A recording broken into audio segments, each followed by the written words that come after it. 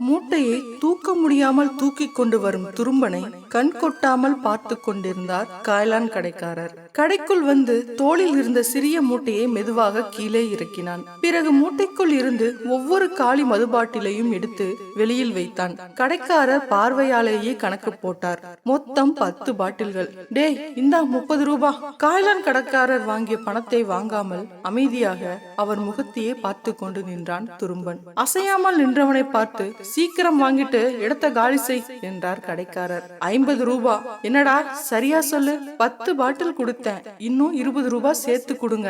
சிரித்து கொண்டே 50 ரூபாயை கொடுத்தார் கடைக்காரர். பணத்தை வாங்கி ட்ரௌசருக்குள் போட்டுக்கொண்டு இருப்பிடத்தை நோக்கி நடக்க தொடங்கினான். பாவம், ரொம்ப சின்ன பையன், ஒரு 6 அல்லது 7 வயதுதான் இருக்கும் என்று கடைக்காரர் நினைத்து கொண்டார். அந்த நகரின் முதன்மை கல்வி அலுவலகத்திற்கும் அதன் அருகில் இருக்கும் இடைநிலை பள்ளிக்கும் நடுவில் ஒரு ஆலமரம் இருந்தது. அந்த ஆலமரத்தினடியில் ஒரு பழைய தார்ப்பாயை கட்டிக்கொண்டு வெயிலுக்கு மறைவாக தங்கியிருந்தார்கள் துரும்பனும் அவனது குடும்பத்தாரும். இவர்கள் அனைவரும் விளிம்பு நிலை மனிதர்கள்.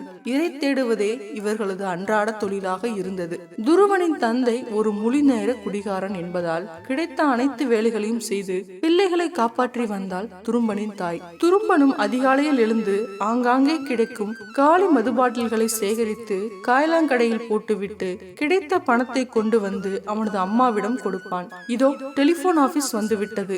நேராக சிறிது தூரம் நடந்தால் அவர்களின் இருப்பிடம் வந்துவிடும். டேய், இன்னைக்கு மாட்னியா? குரல் வந்த திசை நடுக்கத்துடன் திரும்பி பார்த்தான். துரும்பனின் தந்தை நின்று கொண்டிருந்தான். எவ்வளவுடா பொறுக்குன இன்னைக்கு என்று கூறிக்கொண்டே துரும்பனின் கையை பிடிக்க வந்தான். அவன் கைக்கு அகப்படாமல் லாவகமாக குனிந்து ஓடத் தொடங்கினான் துரும்பன். டேய், நில்லுடா என்று இரையை வேட்டையாடும் ஓநாயை போல் அவன் தந்தை துரத்த தொடங்கினான். ஆனால் உயிரை காப்பாற்ற ஓடும் முயலைப் போல பணத்தை காப்பாற்றும் பொறுப்பு இருந்தது துரும்பனுக்கு. பணம் அவன் அம்மாவிடம் போய் சேர்ந்தால்தான் அனைவருக்கும் சோறு என்பதால் துரும்பனால் சற்று வேகமாக ஓட முடிந்தது. துரும்பன் தலை தெறிக்க ஓடி வருவதை தூரத்தில் இருந்து பார்த்து விட்டால் மாறி நேராக ஓடிச் சென்று அம்மாவிற்கு பின்னால் நின்று கொண்டான் துரும்பன். தினம் இதே ரோதனையா போச்சு. சம்பாதிக்க துப்பு இல்ல. சின்ன பையன்கிட்ட இருந்து காசை புடுங்க பாக்குறியே, உனக்கு வெக்கமா இல்ல? வசைபாடிய மாரியை முறைத்து பார்த்து கொண்டே சென்று விட்டான் துரும்பனின் தந்தை. சற்று நேரத்தில் பொருட்களை வாங்கி வந்து அடுப்பை பற்ற வைத்தால் மாறி. உலையில் அரிசியை போட்டுவிட்டு திரும்பி பார்த்தாள். துரும்பன் மண் தரையில் நன்றாக உறங்கிக் கொண்டிருந்தான். அவனது சக வயது குழந்தைகளை விட மிகவும் ஒல்லியாக இருந்ததால் துரும்பன் என்று அழைக்கத் தொடங்கினார்கள். நாளடைவில் அதுவே அவனது பெயராகி போனது. நேற்றிரவு மழை பெய்ததால் அனைவரும் ஒரு கடையின் வாசலில் வெகு நேரம் உறங்காமல் உட்கார்ந்து இருந்தார்கள். அதிகாலை 5 மணிக்கே துரும்பனை எழுப்பி பாட்டில்களை சேகரிப்பதற்கு அனுப்பிவிட்டால் மாறி. யார் எந்த ஜென்மத்தில் செய்த பாவமோ நாம் இந்த வாழ்க்கை வாழ்கிறோம் என்று மனதிற்குள் நினைத்து கொண்டாள். அவளுக்கு நினைவு தெரிந்த நாள் முதல் ரோட்டோர வாழ்க்கைதான். சொந்த ஊர், சொந்த பந்தங்கள் என்று எதுவும் அவளுக்கு தெரியாது. அவளுக்கு தெரிந்தது எல்லாம் பொழுது விடிந்தால் உணவுக்காக அலைய வேண்டும். ஏம்மா, இங்க வா. குரல் வந்த திசையை நோக்கி திரும்பினால் மாறி. ஒரு வயதானவர் 2 கட்டை பைகளுடன் நின்று கொண்டிருந்தார். இதுல எங்க குழந்தைகளோட பழைய துணியெல்லாம் இருக்கு, நீங்க எடுத்துக்குங்க என்று பைகளை கீழே வைத்து விட்டு போய்விட்டார். சட்டென்று எங்கிருந்தோ வந்த துரும்பனின் தந்தை துணி பைகளை எடுத்துக்கொண்டான். யோ, சின்ன பொண்ணுக்காவது 4 பழையதை வச்சுட்டு போ, மழை பெஞ்சு எல்லா துணியும் ஈரமா இருக்கு என்றாள். ஒரு கட்டை பைக்குள் கைவிட்டு கிடைத்த சில துணிகளை அவள் அருகில் எரிந்து விட்டு போய்விட்டான். மறுநாள் தாமதமாக சென்றதால் துரும்பனுக்கு பாட்டில்கள் எதுவும் கிடைக்கவில்லை. பல இடங்களில் தேடி திரிந்து சோர்வாக ஆலமரத்தடியில் வந்து உட்கார்ந்து கொண்டான். துரும்பா, அந்த கடைசியில் இருக்கிற சிமெண்ட் கடைக்காரர் வீட்டுக்கு போய் பழையது ஏதாவது இருந்தா அம்மா சாப்பிட கேட்டான்னு வாங்கியா என்றாள் மாறி. துரும்பன் ஒன்றும் பேசாமல் தட்டை வாங்கி கொண்டு கிளம்பினான். நில்லையா என்று துரும்பனை தடுத்தவள், இந்த புது சொக்காய போட்டுக்கிட்டு போ என்று முந்தைய நாள் கிடைத்த பழைய துணிகளில் ஒரு சட்டையையும் ட்ரௌசரையும் அணிவித்து விட்டாள். கிழிஞ்ச துணியை போட்டுக்கிட்டு அங்க போனா சிமெண்ட் கடைக்காரமா திட்டும் என்றாள். பிறகு ஏதோ நினைத்தவள் அவன் முகத்தை ஈரத் துணியால் துடைத்து விட்டு தலையை வாரி விட்டாள். பிறகு சிரித்துக் கொண்டே சீக்கிரம் போயிட்டு வா என்றாள். சற்று தூரம் நடந்தவனை பார்த்து சைக்கிளில் சென்ற ஒரு பெரியவர், டே குட்டி, ரோட்டை விட்டு கீழே இறங்கி நட என்றார். துரும்பனும் ரோட்டின் ஓரமாக நடந்து சென்றான். இடைநிலை பள்ளியை தாண்டி செல்லும் போது யாரோ அவன் தோளை பிரம்பால் தட்டினார்கள். பயந்து போய் திரும்பி பார்த்தவனே, தட்ட தூக்கிட்டு வெளியெங்கடா போற என்று உயரமான ஒருவர் அடிப்பது போல் பிரம்பை ஊங்கினார். போ, ஸ்கூலுக்குள்ள போ என்று விரட்டினார். துருவன் பயந்து போய் பள்ளிக்குள் சென்றான். சீக்கிரம் போ, இல்லனா முட்டை தீந்துடும் என்று மீண்டும் அவனை அதட்டினார். ஓஹோ, சோறு போடுறாங்க போல என்று துருவன் நினைத்து கொண்டான். சுற்றி முற்றும் பார்த்தான். நிறைய பேர் தட்டுடன் சென்று கொண்டிருந்தார்கள். அவர்களை பின்தொடர்ந்து சென்றான். 3 பெரிய வரிசைகளில் நிறைய பேர் நின்று கொண்டிருந்தார்கள். இவனும் அவர்களுடன் சேர்ந்து கொண்டான். சிறிது நேரத்தில் அவன் முறை வந்தது. தட்டில் சூடான சாம்பார் சாதமும் ஒரு அவித்த முட்டையும் வைத்தார்கள். தட்டை எடுத்துக்கொண்டு வேகமாக வெளியே ஓடினான். எங்கடா ஓடுற? கையில் பிரம்புடன் மீண்டும் அந்த உயரமானவர் நின்று கொண்டிருந்தார். அம்மா கிட்ட என்று பயத்துடன் முனகினான். எல்லாம் சாயந்தரம் ஸ்கூல் விட்ட உடனே போலாம், போய் அங்க உட்கார்ந்து சாப்பிடு என்று உயரமானவர் அதட்டவே துரும்பனும் போய் ஒரு ஓரமாக உட்கார்ந்து கொண்டு ஒரு கை சாம்பார் சாதத்தை எடுத்து வாயில் வைத்தான். 2 நிமிடத்தில் தட்டு காலியானது. மெதுவாக பள்ளியின் வாசலுக்கு வந்தான். வெளியே ஓடிவிட அடியெடுத்து வைத்தவனின் முதுகில் பிரம்பால் அடி விழுந்தது. நினைச்சேன்டா, நீ திருன்னு முழிக்கும் போதே இன்னைக்கு தானே புதுசா சேர்ந்திருக்க, சொல்லு உன் பேர் என்ன?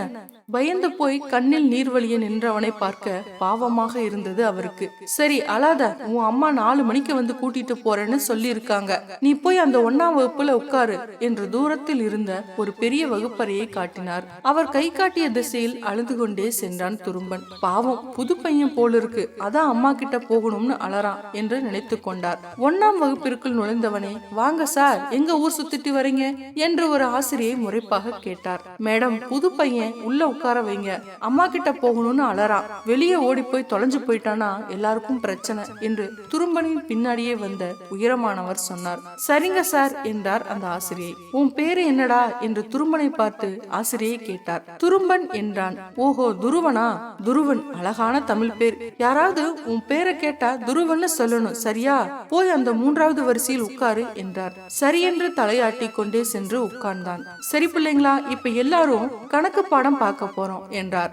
சிறுவர்களுக்கான கூட்டல் கழித்தல் விதிகளை விளக்கினார். துருவன் தன்னை சுற்றி என்ன நடக்கிறது என்று புரியாமல் அமைதியாக உட்கார்ந்து இருந்தான். சிறிது நேரம் கழித்து, சரி இப்போ கேள்வி கேட்கலாமா என்றார் ஆசிரியை.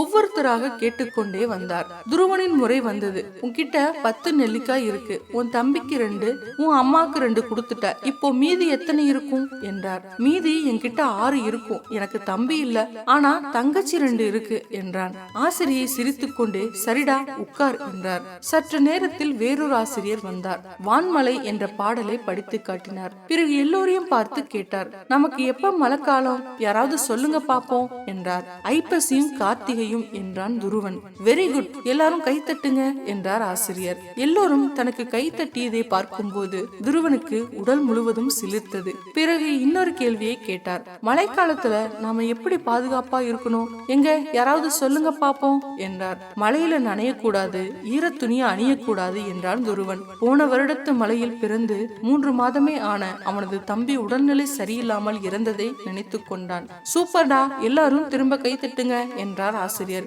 இம்முறை கைத்தட்டல் சற்று பலமாக இருந்தது. துருவனுக்கு இதெல்லாம் புதுமையான ஆனால் இன்பமான அனுபவமாக இருந்தது. புது பையனா, உன் பேர் என்னடா என்றார் ஆசிரியர். எல்லா மாணவர்களும் ஒரே ராகத்தில் சத்தமாக துருவன் என்றார்கள். சரிங்கடா, எல்லாரும் வரிசையா கிளம்பி மைதானத்துக்கு போங்க, உங்க எல்லாருக்கும் அடுத்தது பிடி பீரியட் என்றார். எல்லோருடனும் சேர்ந்து மைதானத்திற்கு வந்தான் துருவன். மதியம் பார்த்த உயரமானவர் நின்றிருந்தார். சில உடற்பயிற்சிகளை சொல்லி தந்தார். சற்று நேரம் கழித்து எல்லாரும் ஒருத்தர் பக்கத்துல ஒருத்தர் நேரா நில்லுங்க என்றார். பிறகு வர்ற குடியரசு விழாவுல சின்ன பசங்களுக்கு ஓட்டப்பந்தயம் வைக்க போறோம், உங்கள வேகமா ஓடுற முதல் 10 பேர் அன்னைக்கு போட்டியில கலந்துக்குவீங்க என்றார். சரி, நான் விசில் ஊதின உடனே எல்லாரும் ஓடி போய் அதோ அங்க இருக்கிற புளிய மரத்தை தொட்டுட்டு இங்க வரணும், சரியா என்றார். உயரமானவர் விசில் அடித்ததும் காற்றாய் பறந்தான் துருவன். அவன் மரத்தை தொட்டு விட்டு திரும்பி வந்து நின்ற 10 வினாடிகள் கழித்துதான் 2வது சிறுவன் வந்து சேர்ந்தான். பிரமாதம்டா, எப்படிடா இப்படி புயல் மாதிரி ஓடுற என்று ஆச்சரியமாக கேட்டார்.